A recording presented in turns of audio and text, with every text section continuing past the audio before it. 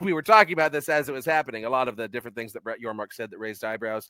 The main one that a lot of the national media landscape is talking about is Brett Yormark doubling down on saying we want the 5+11 playoff model. Now, for those of you who are uninitiated, that means that you will have the Power Four conference champions all have automatic bids in a 16-team playoff, which truly, if you're going to have a big playoff, you need a playoff that doesn't have first-round buys. Kansas State's coach said something to this effect, which I totally agree with. You don't need first-round buys in the playoffs. But so you get your Power Four, ACC, Big 12, Big 10, SEC champions, automatic bids, your highest-rated Group of Five champion. So that may be your new Pac-8, right? That may be your American, et cetera, et cetera. And then the rest of those are at-large bids. Now, Brett Yormark says, hey, we feel like this model is going to be the best model, maybe not immediately, but down the road for getting more Big 12 teams in. Of course, the alternative that was being pushed was 2 automatic bids for the Big 12 and ACC and 4 for the SEC and Big 10. Now, are there going to be more than one Big 12 team in a 5+11 model? Maybe not, right? But it's definitely, I feel like, a better base model if you're not just going to stick with 4 or 8 and use a BCS system, which is what I prefer. 5+11 with at least the potential for more highly rated Big 12 teams getting in. It does seem like the best long-term solution for the conference. Brownie, what do you think? I think it's a step in the right direction. I have been very vocal about increasing the amount of teams going into the college football playoffs. I think that 12 is a very good number. Now, if you look at the FCS, they're, I think, now at 24 total teams.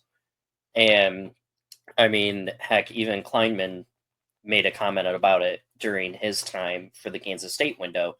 You know, when you're in the FCS, you have to play 4 weekends in a row, and the best team has to play 4 weekends in a row.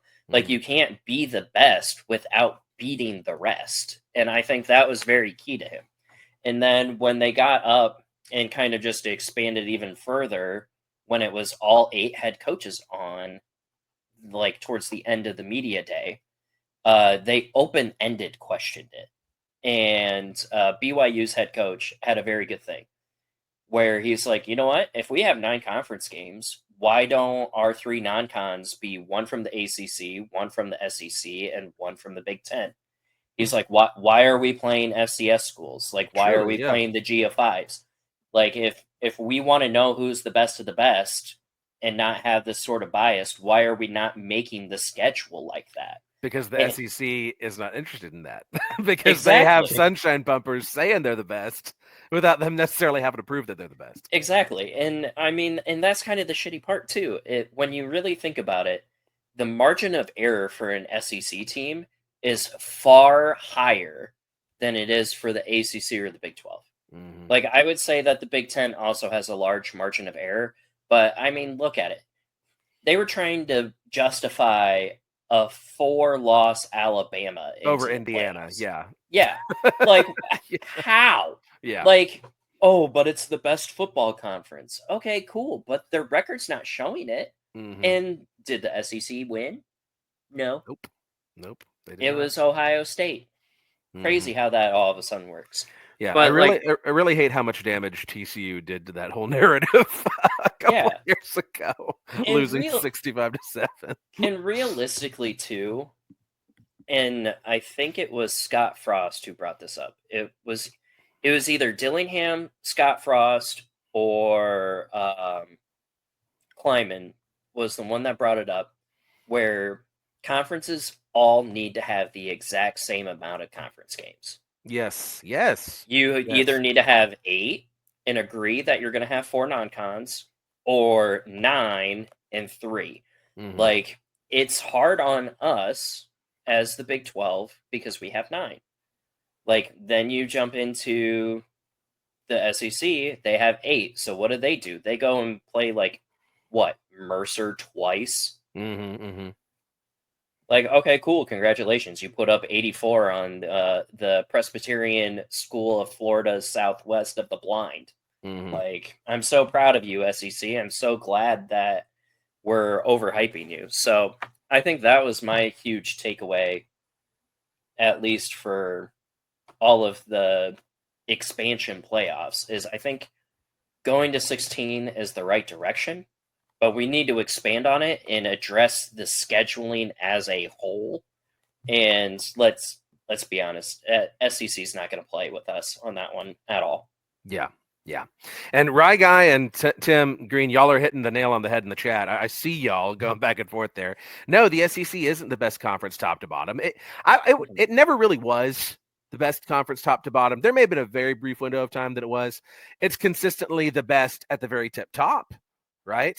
I mean, there's no doubt that Georgia and Texas were two of the best in the nation last year. Right now, Texas was just a Big 12 team, I will remind you, right, and couldn't win a Big 12 championship for the past 10 years until the year before they left. Yeah, crazy how that works. But yeah, they're living off of a corrupt media infrastructure, right? That's really what it is. And yeah, Tim, you're totally right.